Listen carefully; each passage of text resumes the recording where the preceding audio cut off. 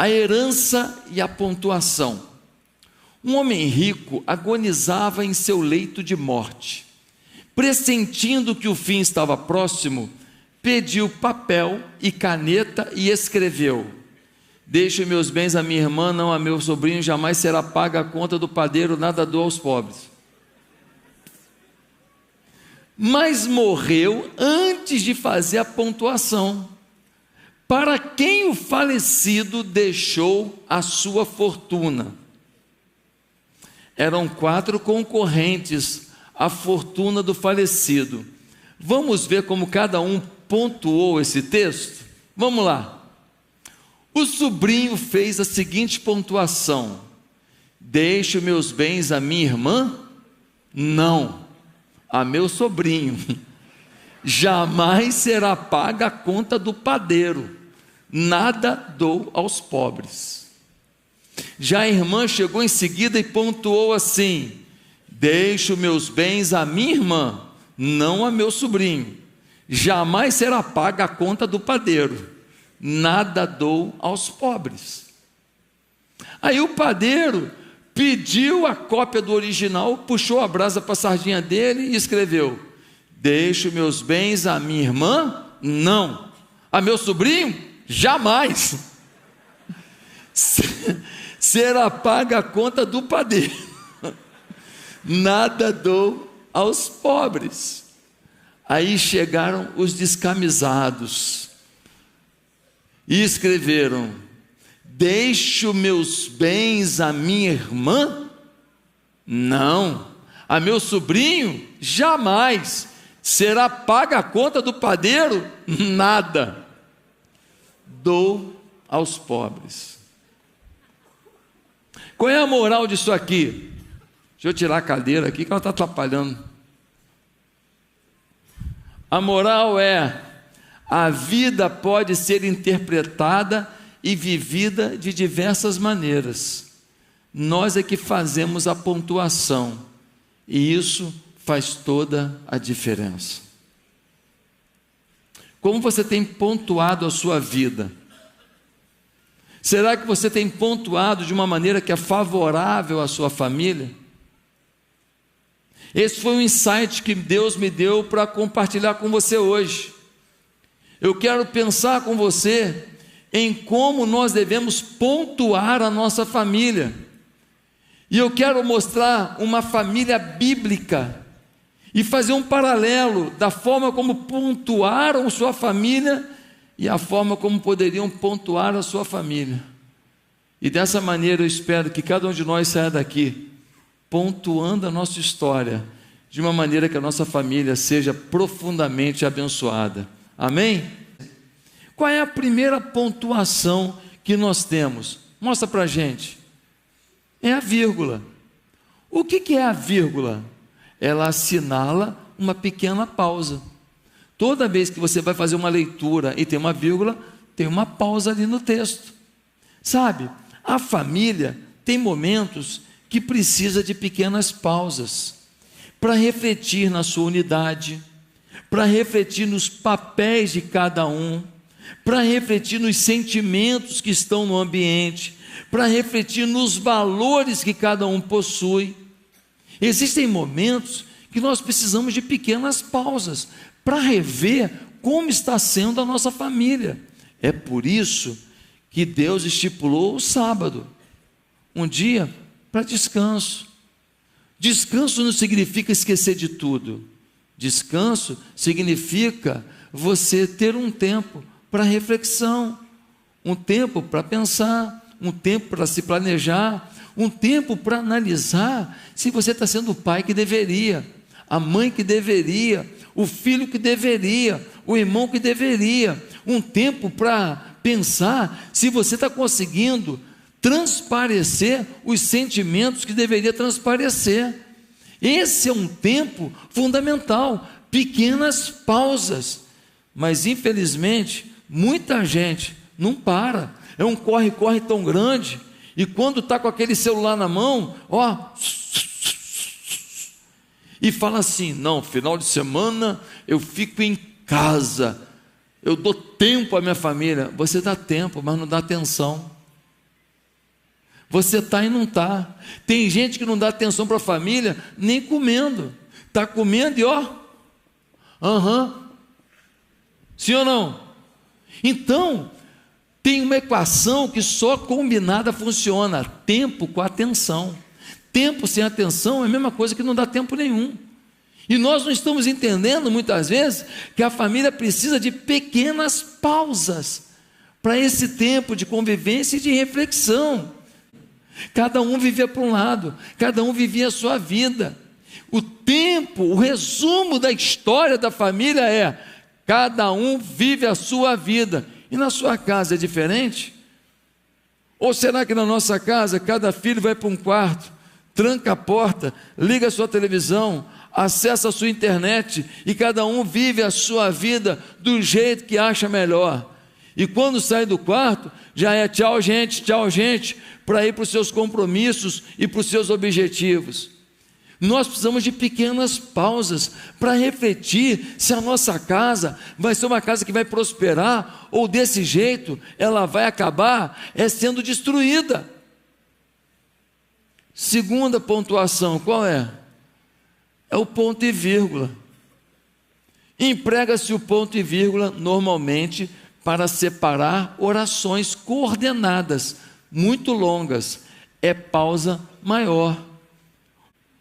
Eles não tinham nem momentos curtos, quanto mais momentos longos. Não há qualquer citação dessa família se unindo para uma viagem, dessa família se unindo para ter um tempo maior, dessa família se unindo para ir para uma casa de campo, pescar junto, passar tempo junto, ter tempo prolongado, sabe? Não estou falando de coisa rica, chique não, amigo. Pega lá aquela cestinha, mete aquele sandu bom lá, ó, bota para dentro aquele negócio todo lá, na hora da fome aquilo vira filé mignon, irmão. Isoporzão, puff, ó, gelinho, bota os negócios lá dentro e a família está unida. E tem gente que com muito dinheiro não consegue ter a qualidade de tempo que alguém consegue com o seu isoporzinho e a sua sacolinha de sanduíche. Quem está entendendo? Então, nós precisamos ter ponto e vírgula na vida, tempos prolongados. Que quando eu era pequeno, eu ia para Vitória com meu pai e minha mãe, num carro muito aconchegante, o Fusca, e eu ia junto com a minha irmã ali atrás do Fusca, disputando quem conseguia se esticar melhor. E a minha mãe, ela levava uma bolsa ali, ó, ficava dentro da perna dela ali, ó, e ali ela já levava e falava para o meu pai: Josué, está com sono? Quer um café com leite? Já tirava ali aquela garrafa térmica, botava um cafezão com leite, o cheiro já tomava o ambiente todo. Eu não é? Entregava para o meu pai, aí meu pai tomava, aí falava: Júnior, você quer café com leite? Eu quero, mãe. Aí me dava café com leite. Daqui a pouco minha mãe falava assim: quem quer laranja? Já tinha um monte de laranja descascada dentro de uma sacolinha, sim ou não? Quem já passou por isso? A pobreza une, glória a Deus, estamos juntos. Estamos juntos, olha que legal. E então a gente ficava 8 horas dentro do carro e a gente conversava, a gente falava, a gente cantava hinos do cantor cristão, a gente cantava cântico, e o meu pai contava casos, e a gente tinha 8 horas de tempo prolongado. Terceira pontuação, qual é? 2 pontos ou parênteses. São muito parecidos. Você vai falando uma frase e coloca 2 pontos. E aí você explica. Tipo assim: eu levei minha sacola lotada, 2 pontos. Escova de dente, escova de cabelo, pasta de dente. E eu expliquei depois 2 pontos. Tem gente que prefere parênteses. Eu levei a minha sacola lotada, abre parênteses. Pasta de dente, escova de cabelo, escova de dente, fecha parênteses. O que é o parênteses 2 pontos? Olha o texto: assinalar uma citação, um esclarecimento ou uma enumeração sobre algo citado.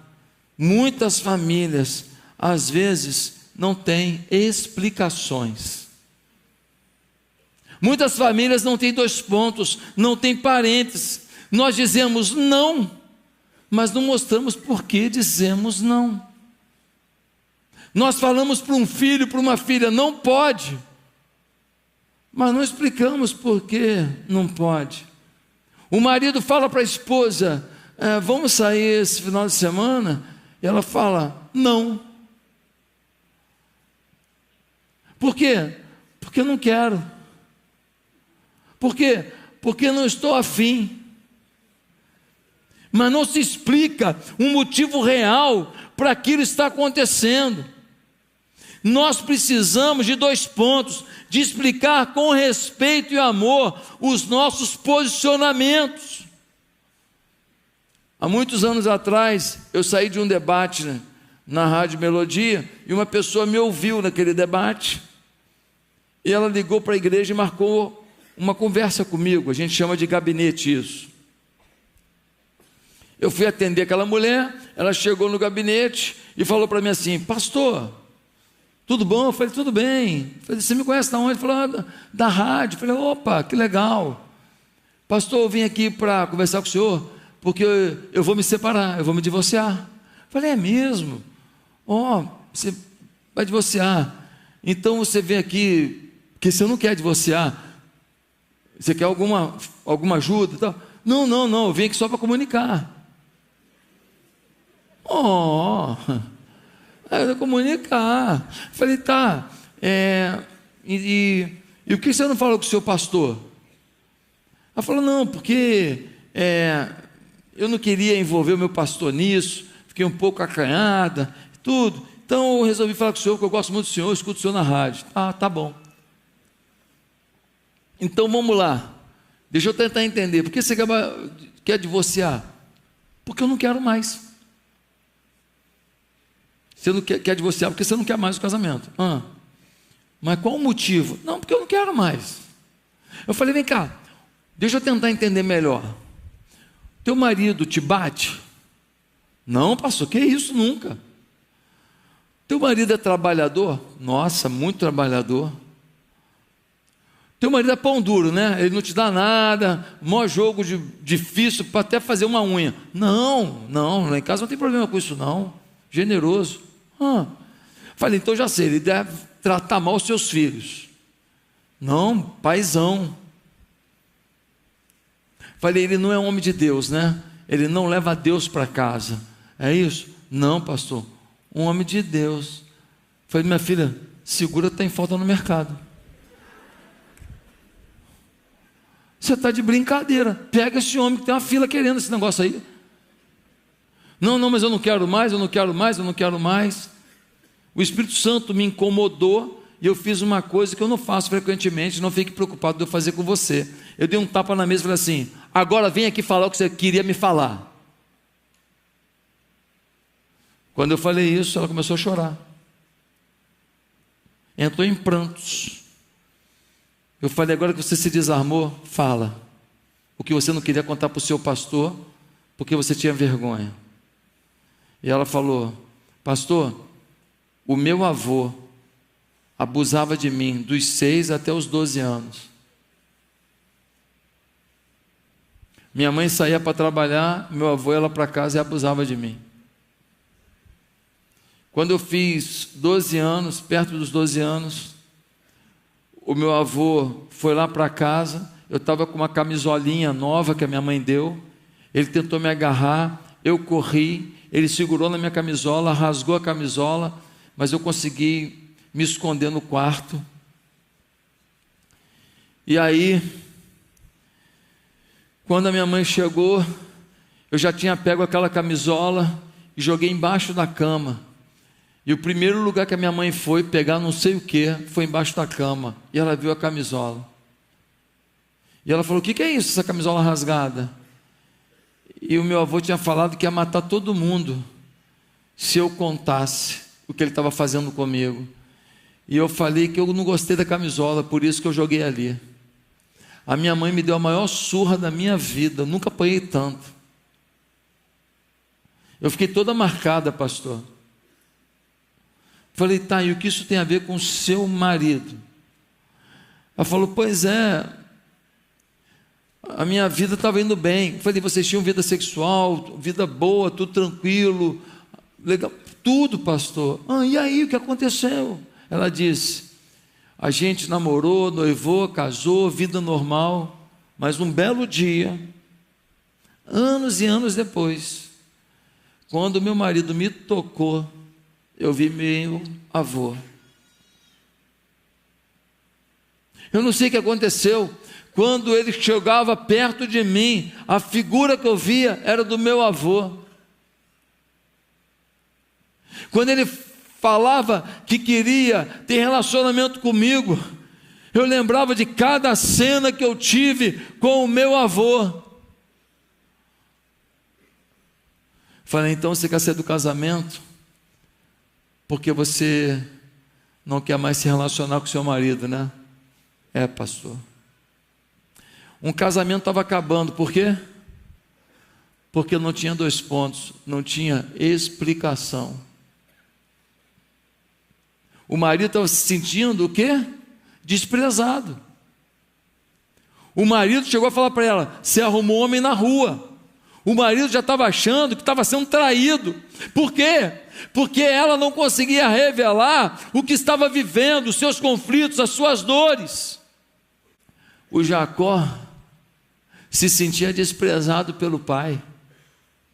O Jacó olhava para o Esaú como sendo o garotão do papai, porque era o caçador, porque era fortão, porque era marombado, porque tomava whey protein. E ele se via como um rejeitado, que a mãe dele tentava compensar isso, fazendo um carinhozinho nele. E quando o irmão chega e fala, me dá um pouco de comida, ele que nunca explicou para ninguém a sua dor, ele que nunca falou com seus pais do quanto ele sentia aquilo, ele que nunca procurou Isaac, falou, Isaac, pai, eu preciso de você. Naquele momento ele explode, ele fala, aqui, vou dar comida para você, coisa nenhuma, se quiser compra. Como? Para a tua primogenitura. O meu pai vai ter que olhar para mim. O meu pai vai ter que olhar para mim como líder dessa família. Eu não aguento mais ser o segundo, eu não aguento mais ser o terceiro, eu não aguento mais ficar em terceiro plano, em quarto plano, em quinto plano. Eu não sou nada aqui, o meu pai não tem olhos para mim. Então ele explode, porque nunca explicou o que estava vivendo. Tem muito casamento aqui que está abalado, tem muito casamento que acabou e você nem explicou o que você estava sentindo. A família precisa de 2 pontos, a família precisa de parentes, com muita educação e respeito, com muita ternura e respeitando o outro. Nós precisamos explicar o que estamos sentindo. O marido chega para a mulher e fala, amor, tal, vem cá. Nem vem.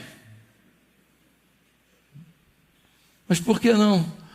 Hoje não. Por que hoje não? Por quê? Hoje não, por quê? Está chovendo aqui em casa? O que foi? Mas se a mulher fala, amor, vamos viver um momento legal amanhã?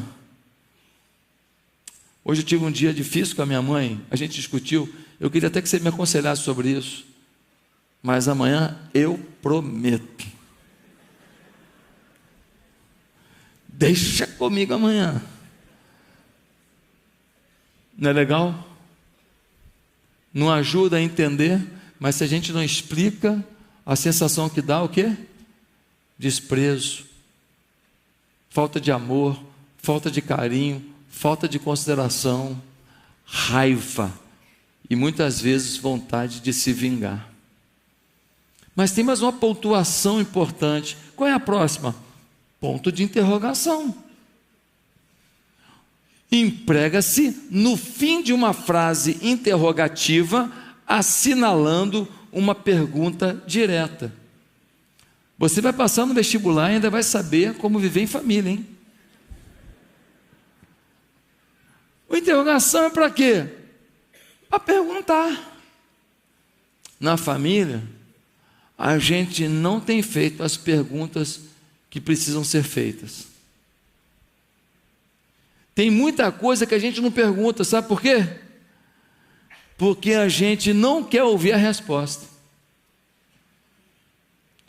Não é fácil para uma esposa perguntar para o seu marido se ele está feliz no casamento, se ela sabe que nem a procurando mais para a vida sexual ele tem prazer de procurar. Não é fácil perguntar para ele o que está acontecendo e talvez ouvir alguma coisa que vai ferir. Não é fácil perguntar para uma filha adolescente que está tendo um comportamento esquisito se ela perdeu a virgindade e talvez ouvir de uma menina que sim. Não é fácil perguntar para um filho que você ama tanto, mas depois de algumas situações que você viu, você achou estranho, não é fácil perguntar para ele se ele está se drogando. E de repente você ter certeza daquilo que você suspeitava. Não é fácil perguntar a um filho se ele é feliz. E talvez ouvir um filho, uma filha dizendo assim: eu sou a pessoa mais infeliz do mundo. Algumas perguntas não fazemos por medo das respostas, mas o problema é que os problemas não tratados vão se avolumar.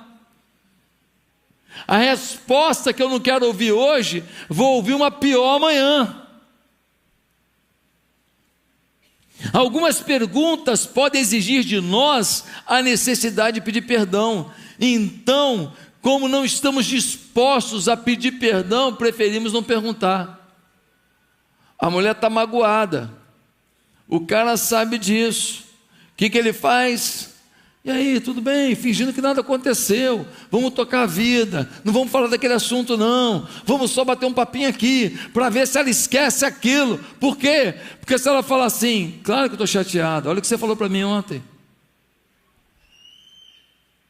Isso vai exigir desse orgulho em pessoa, desse homem orgulhoso ou dessa mulher orgulhosa, a atitude de ter que pedir perdão, e nós não queremos. Então, a gente não bota interrogação na casa. Algumas perguntas podem exigir de nós a capacidade de ter empatia com o que não queremos. Como assim, pastor? Você chega para um filho, fala: cara, por que tu está triste? Aí o filho fala assim: porque eu não me sinto amado, nessa casa ninguém olha para mim. E você, pela criação que teve, tem vontade de falar assim: se lascar, rapaz, se ferrar. Na minha infância, amigo, psicóloga chamava Havaiana. A psicóloga 42 do meu pai, ó. Para de palhaçada, rapaz. Você não sabe o que a vida é, não. Sim ou não? Às vezes a mulher está lá chateada com uma coisa, e aí o marido fala: está chateado por quê? Poxa, porque isso. O que ele fala? Você está com tempo, hein? Você está com tempo. Isso é falta do que fazer. Sim ou não? E as carapuças, receba.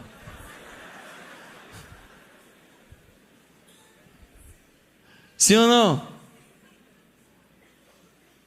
Aí o cara às vezes está meio abatido, as coisas não estão dando certo, ele está preocupado, não está batendo meta no trabalho, risco de ser demitido.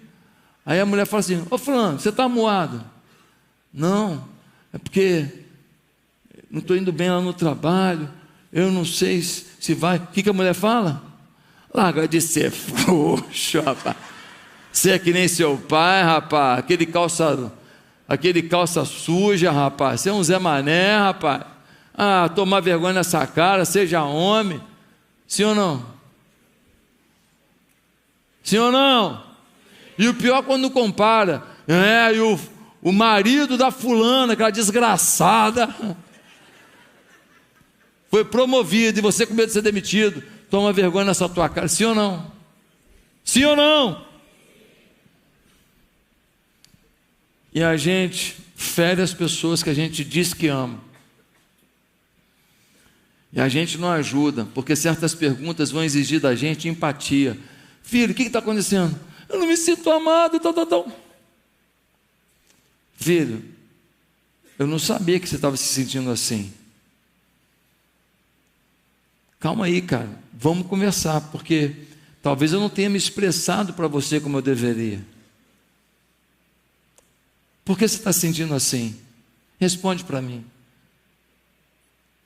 Filho, deixa eu te falar, quero te pedir perdão. Eu não percebi que isso estava acontecendo. Como que eu posso melhorar isso? Será que a gente pode se encontrar uma vez por semana, tomar um café junto, só eu e você, sem mais ninguém aqui de casa? O que você acha da gente fazer uma viagem, só eu e você? Passar um final de semana em algum lugar para a gente se divertir junto. Eu não queria que você sentisse isso, eu estou me sentindo culpado com isso, eu queria resolver isso. É diferente, não é? Quem está entendendo? Às vezes, a gente pergunta, mas não tem a empatia para entender a resposta e trazer a pessoa do nível que ela está para o nível que ela deveria estar.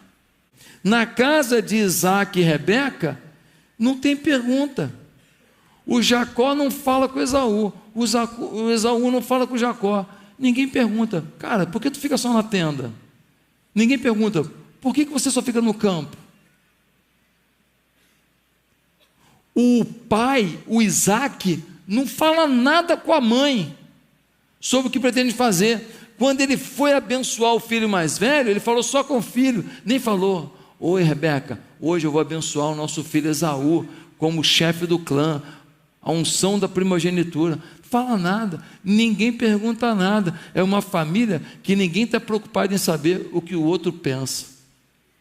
Mas vamos então para a exclamação. Emprega-se no fim de qualquer frase, expressando sentimentos, emoções, dor, tristeza, alegria, surpresa, ironia, admiração, súplica, etc. Gente, na família, por vezes, nós não temos ponto de exclamação. Nós não temos na família, muitas vezes, a demonstração dos nossos sentimentos. A gente não demonstra o quanto a gente aprecia o outro, o quanto a gente valoriza o outro. A mãe prepara aquela comida gostosa do domingo, ficou lá horas preparando, aí chega no final, senta todo mundo na mesa, atacar, come todo mundo, acabou ali, sai todo mundo. E muitas vezes os pratos ficam sujos na mesa. Não é que a mãe depende de elogio para fazer uma boa comida, mas o que custava falar: mãe, que delícia? O que custava o marido dizer: amor, que maravilha, muito obrigado, que bênção? A gente não bota exclamação na nossa vida, as emoções na nossa vida. Às vezes a mãe acorda, ou o pai acorda 5:30 da manhã para preparar o café de um filho que tem que sair 6 horas de casa, porque pega na escola 7. E ela vai lá, prepara aquela comida, prepara aquele pão na chapa, bota um cafezinho com leite e tudo, e o moleque vai, come, bebe e sai de casa. Não tem nem tchau, não tem nem obrigado mãe, um beijo, te amo.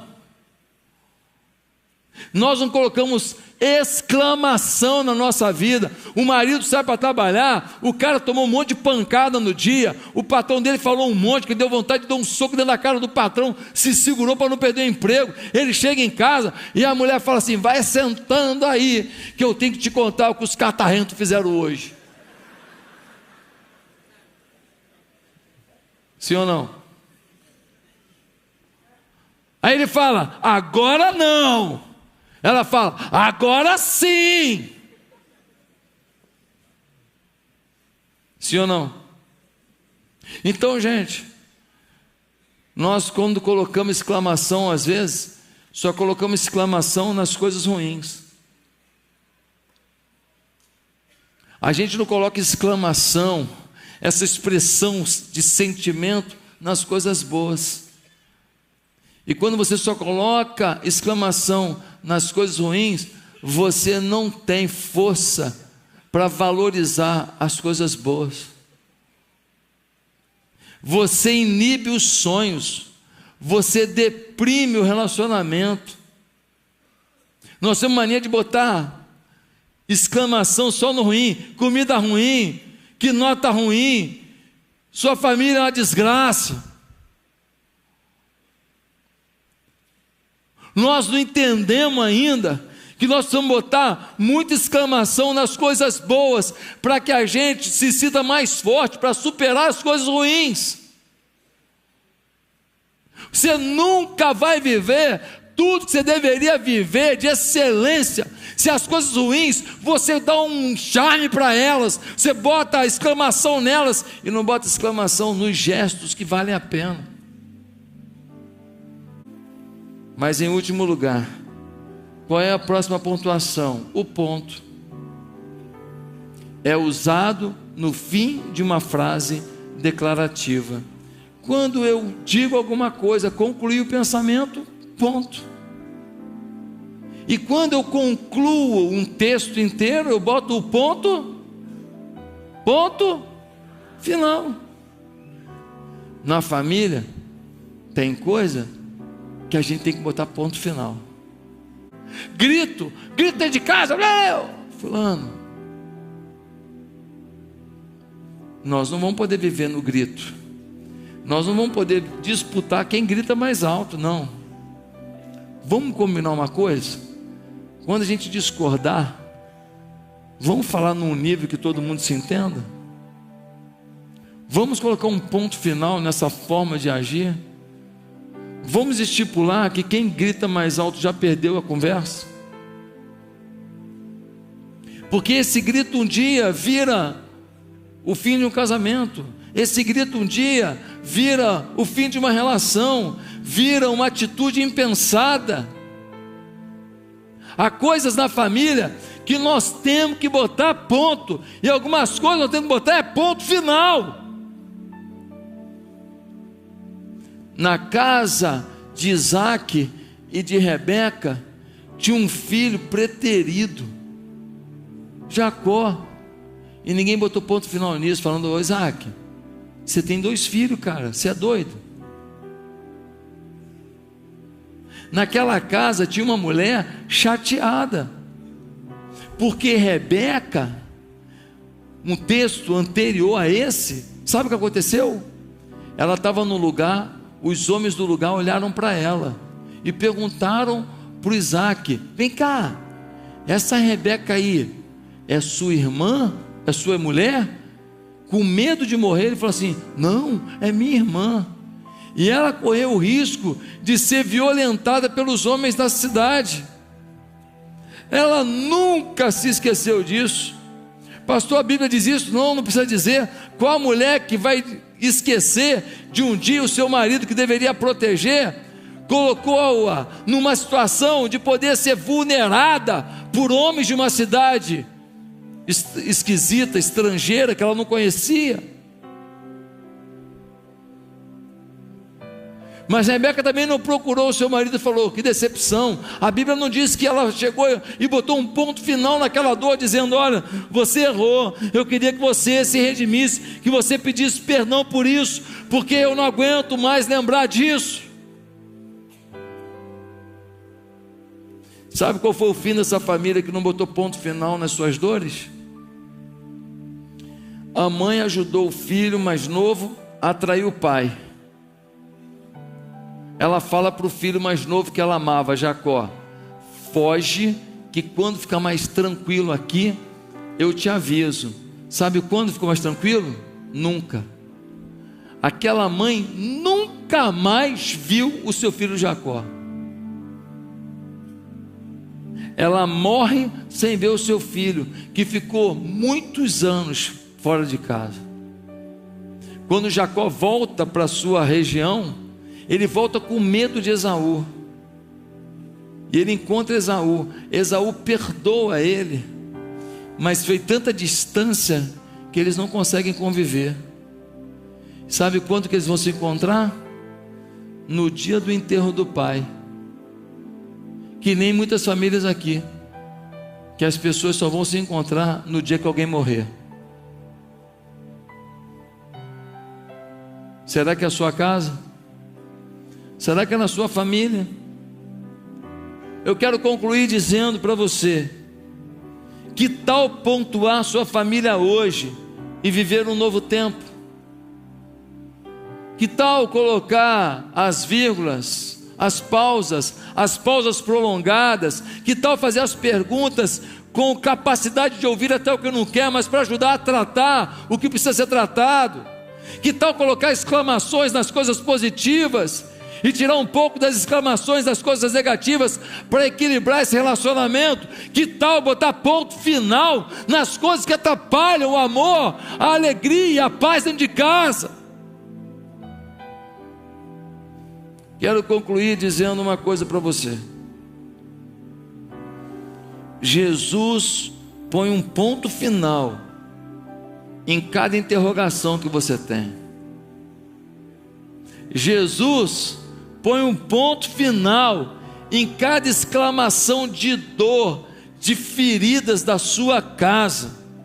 Jesus põe um ponto final em cada situação que tem doído na sua alma. Jesus põe um ponto final em cada 2 pontos, em cada explicação que te dói, que te magoa na tua vida. Tem coisa que a gente consegue fazer, mas tem coisa que sem Deus a gente nunca vai conseguir fazer. Você quer pontuar sua casa? Chama a Deus para pontuar com você.